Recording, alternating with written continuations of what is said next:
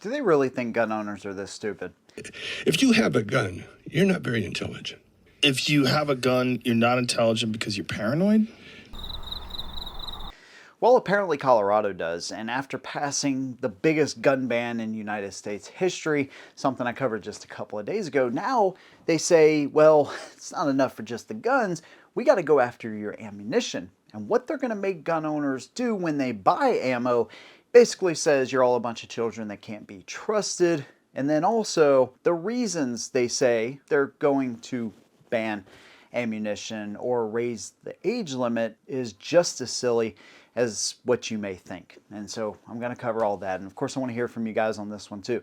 I heard from people in Colorado and other states in that first video. And again, I don't know how much of a difference these videos can really make. I hope that they can bring light to it. But man, Colorado and you guys with the representatives you got, man, this is a freaking uphill battle, but gun owners are used to this kind of thing anyways.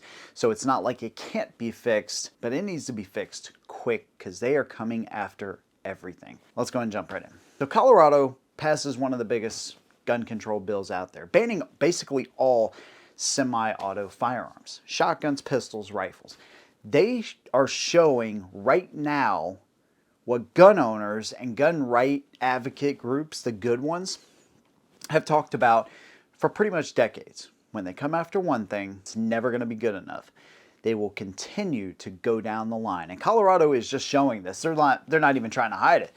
They're like, look, hey, we could go for, a semi-auto AR ban, but that's silly.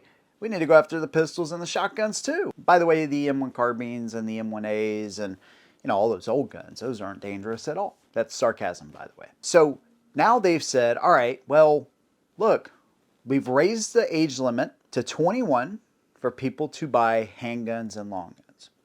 We're banning semi-auto guns, right? Now, there's a provision in there, an amendment, where if you pay a bunch of money and you go through a bunch of courses and you ask permission and you bow to the government and the legislators and the senators and the judges and the police in that state, well, okay, we'll let you buy a gun. But you're going to go through hell trying to do it.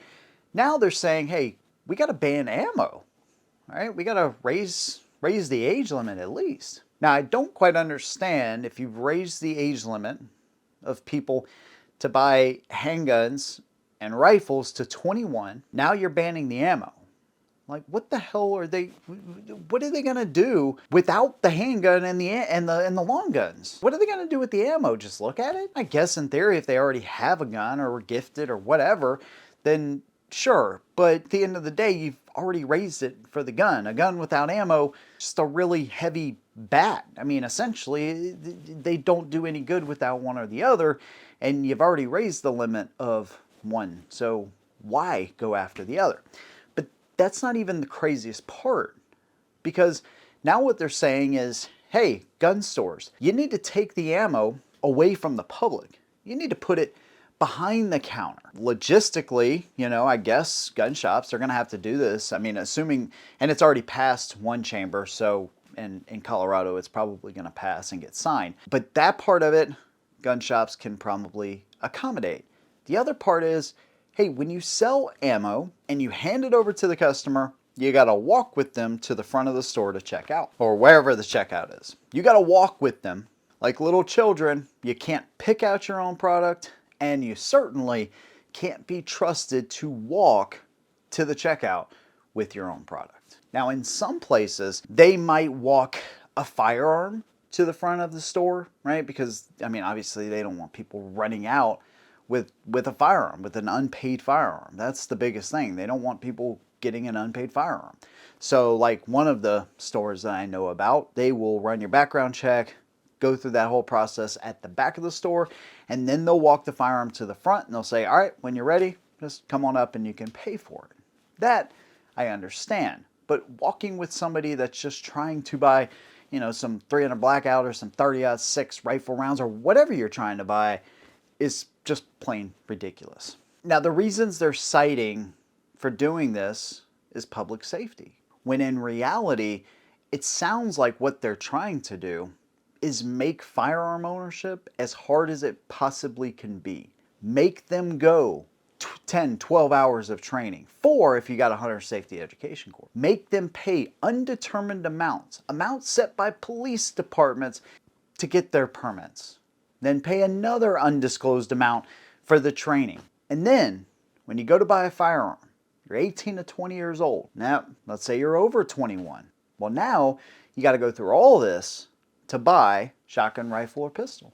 And then, when you go to buy the ammo, you got to be walked around the store like a child. This is what it seems like they're trying to do. They're trying to make it as hard as physically possible. The ammo is just kind of like the icing on top of the cake for them.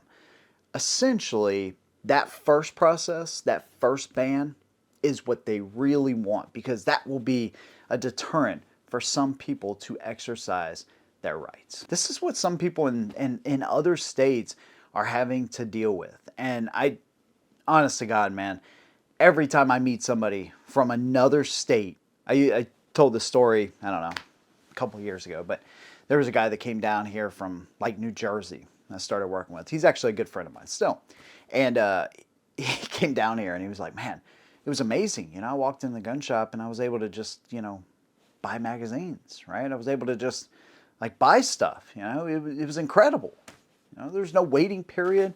There's no hassle. There's no pin and welded. There's none of that, right?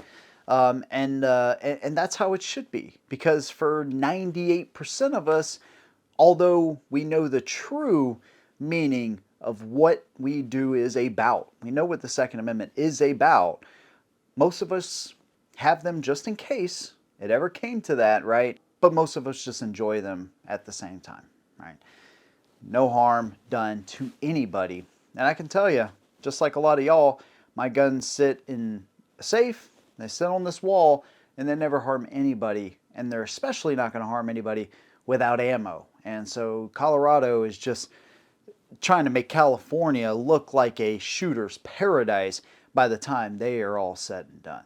These people are whack jobs, and I hope that gun owners and reasonable people can actually vote them out in a couple of years. I think it's 2026 for the governor's race.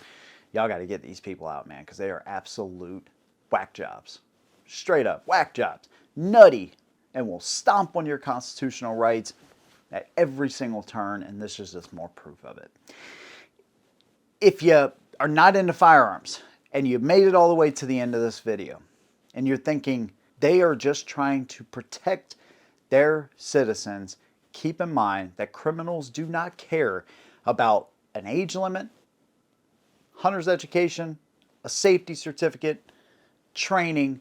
They are going to get their guns illegally, and they're going to use them against you. And so if you ever need one and you're in a position where you got to go through all this BS to get one, remember, this is the kind of stuff that you vote on at least every 2 years. So I'll leave you with that. Big thanks to you guys for watching, and of course I want to hear your opinion on this as well. Let me know what you think down below. If you like what I do, consider subscribing. See you in the next one, and as always, hold 'em down.